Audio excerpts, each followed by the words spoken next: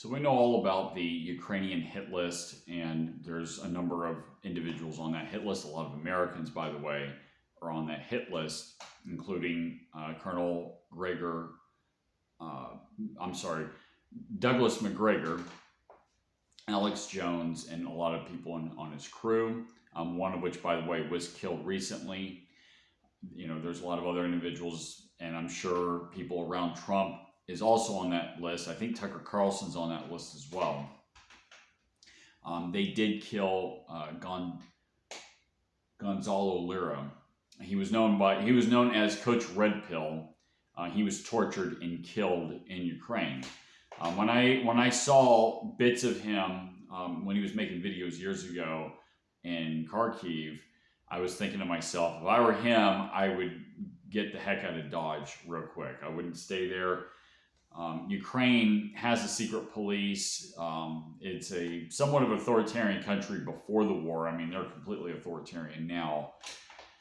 And so anyway, McGregor was talking on one of the podcasts, and he mentioned that there are hundreds of thousands of Ukrainians in the United States. Many of them could very well be working with Ukrainian secret police, which I wouldn't doubt. I mean, given the fact that we had the open border during Biden's stewardship, I'm sure a lot of those terrorists came across our border as well, among other terrorists. But anyway, you know, a lot of people, you know, their lives could very well be in danger. I mean, they did kill Alexander Dugin's daughter in Russia, in Moscow. And they could very well try to kill people like Alex Jones and Tucker Carlson. They may even try to assassinate the president as well. So the security of these people is very important. If you happen to be on their hit list, definitely need to watch out for sure, and you know, keep an eye out on your surroundings. So, you know, with regard to, you know, the United States, and with the peace deal with Russia, which I'll make another video of that, by the way, again, because something else came up.